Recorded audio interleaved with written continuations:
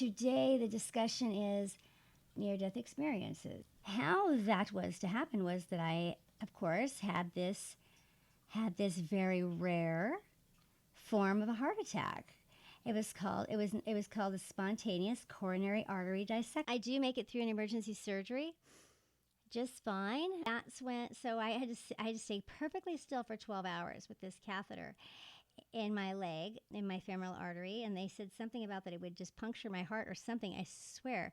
So they said I had to stay completely still, so they had given me some sedatives to stay still. And then 12 hours later, they came in to remove the catheter. By now it's Good Friday. And they come in and act like it's nothing, it's not a big deal. And while this is my husband is in the room with me, my parents and my grandparents happen to be outside, and my father-in-law happens to be outside. They said, oh, just a minute, we just got to get this thing out. It'll only take a second. And they acted like it was going to be as simple as taking out some stitches or removing a cast or something. And they acted like it was really a no-brainer.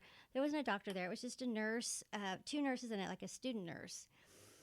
Then the nurse was this big guy. It was a big blonde guy, and he had arms. His forearms were like as big as my thighs, which I knew because he had them down by my thighs.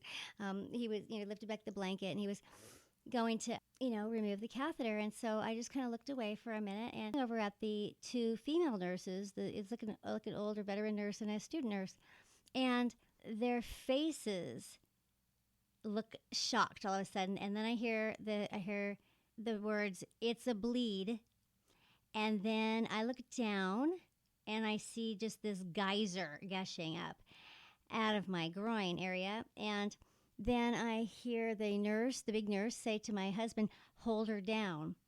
And my husband then holds me down at the shoulders, he's at my head, and he's holding me down at the shoulders. And this big nurse is doing a lot of this pressing down on my hips and my groin. I just feel things cracking and tearing underneath. And I hear him say something about the bed is broken. I can't get the bed to lift up. She's had too much blood thinner. Things along this line. I'm kind of starting to lose consciousness, and it really, really is incredibly painful. And I look up at my husband. He looks down at me, and the look on his face is clearly that he thinks I'm going to die. From there, I float up, and I'm watching from the ceiling as they walk him towards the door. And I can look down as though there's no roof on this place, and I can see my family out in the hallway. And then I can see myself laying in the bed, and the crash cart coming through, and the code team, the respiratory team coming there to try and resuscitate me. And I worked in a hospital for several years, so I knew about code blues, and I knew about the special crash cart and all that stuff. I knew about it. I didn't hear the code blue being called. I know about the code blue because my grandmother told me later. I'm floating up and I'm watching that happen. I don't really see them. I see them just start to kind of gather around my body, but I don't see them do any work on it. And the next thing I know, I'm off in this incredible place that's just full of light, and it's this soft pink sort of light, and I just feel suddenly just completely warm and safe, and like I know every answer that I had, like all these baffling questions and things that were confusing me all the time are just immediately lifted and cleared. I knew everything. I knew that I had died, or I knew what it was. I knew that I was dying. I knew that I was going to basically heaven or whatever. I felt different from what other people experience. I guess I didn't see necessarily some guide angel sort of person walking me. I felt like I was this really tiny person on a godlike mountain. It was like I was a little Thumbelina in God's palm of his hand or something.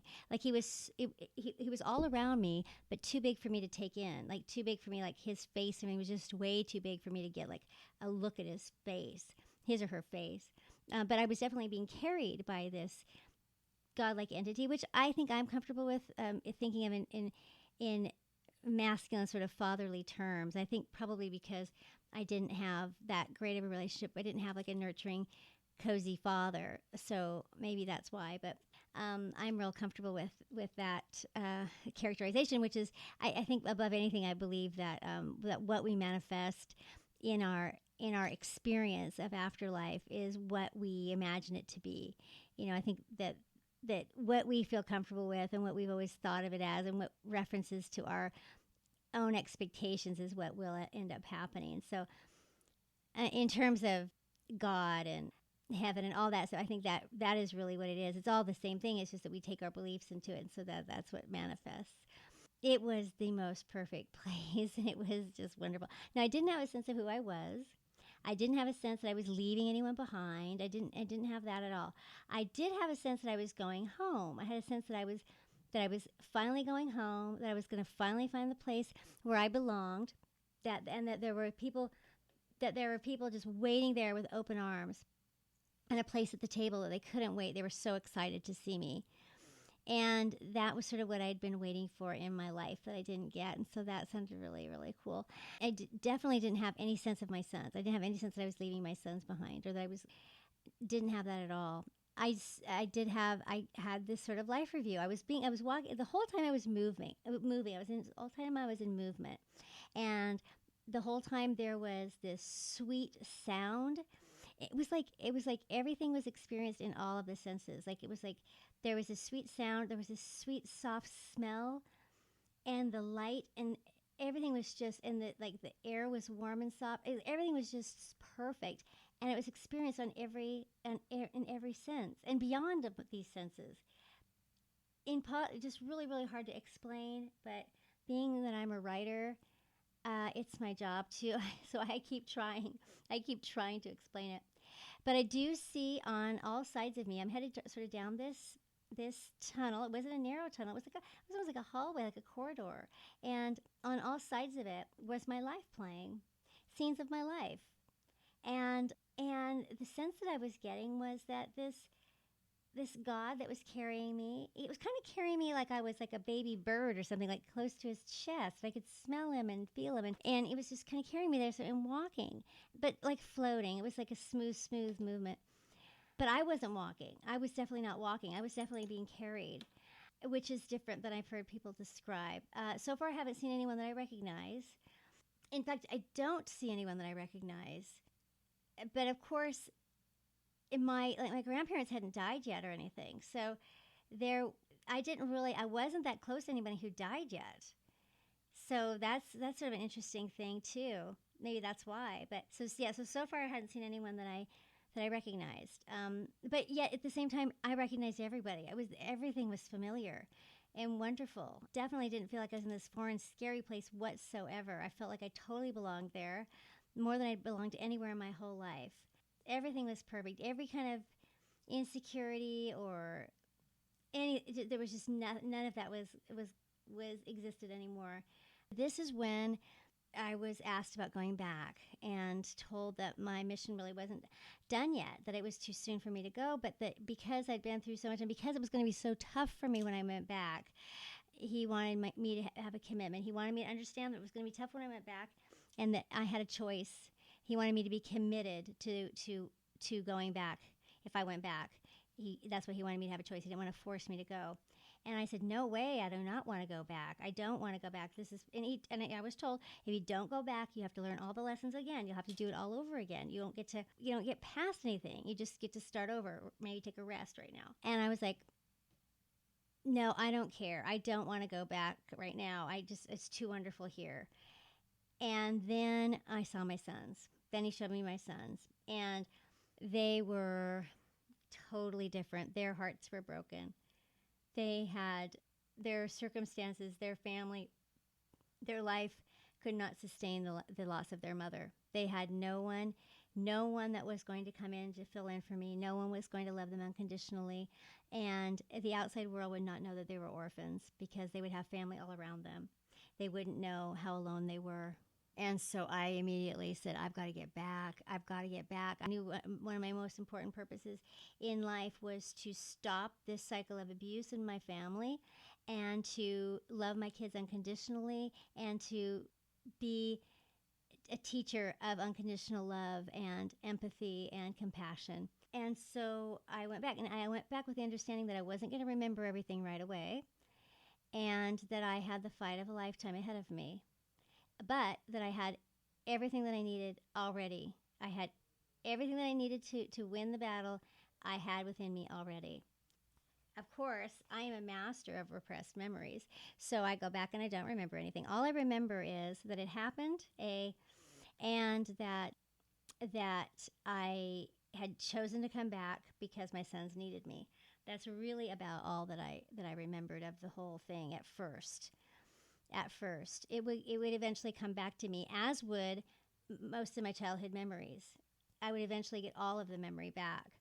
I mean, just about all of it. I think I would get everything back as far as to where I was about like anybody else.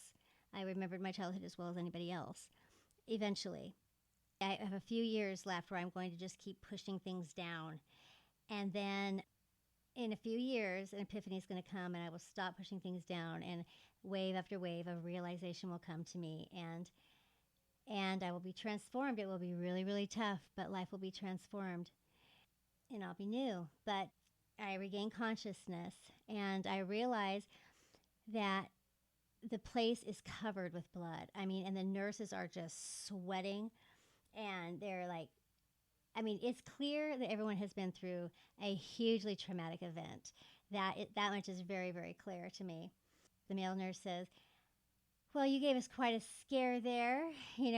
Let's get you out. Let's." Oh, the female nurse, I heard her say, "Let's get you out of these. Let's get you out of these things and into some clean clothes."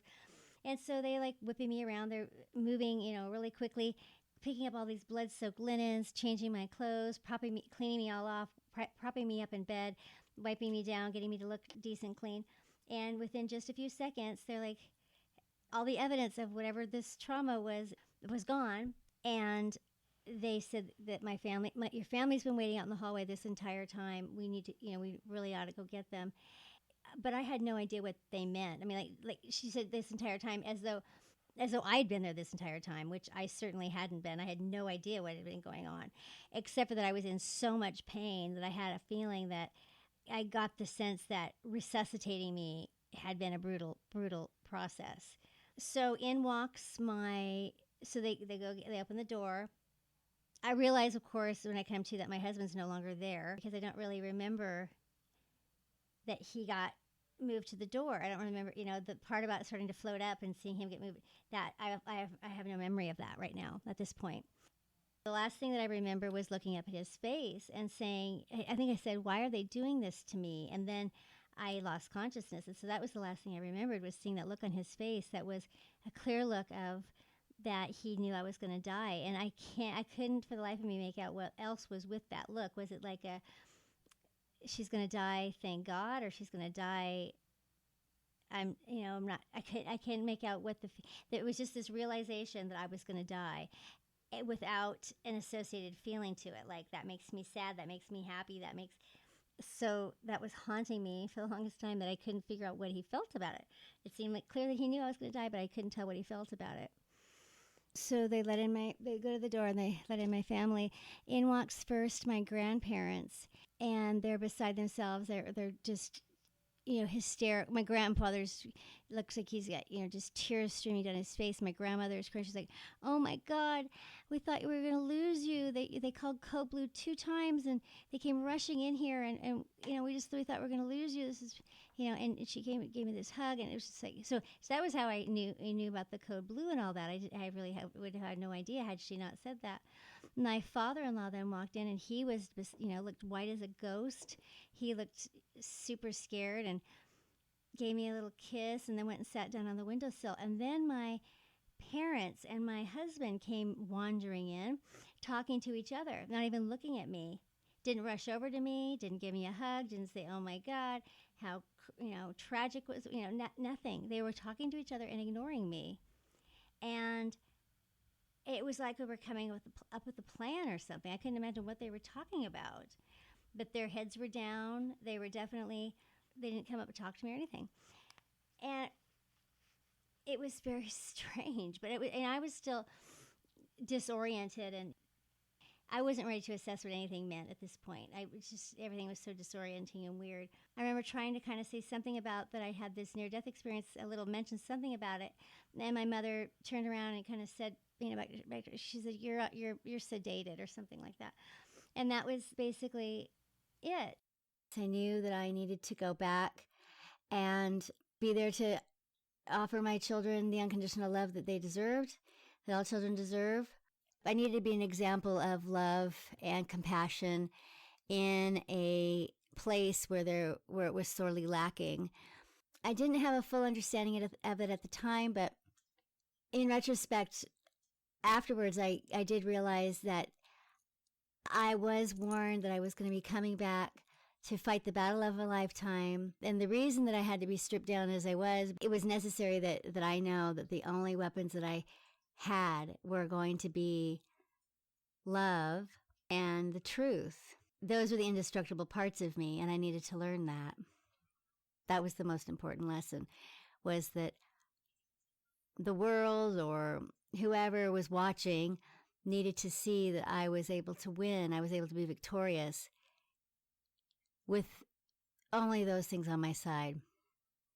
Not money on my side, not connections, not power, not even support, not even a loving family. I only had just the love I had for my sons, the love God had for me, and the truth, the power of the truth. Tuning in, and please come back. I will talk with you later.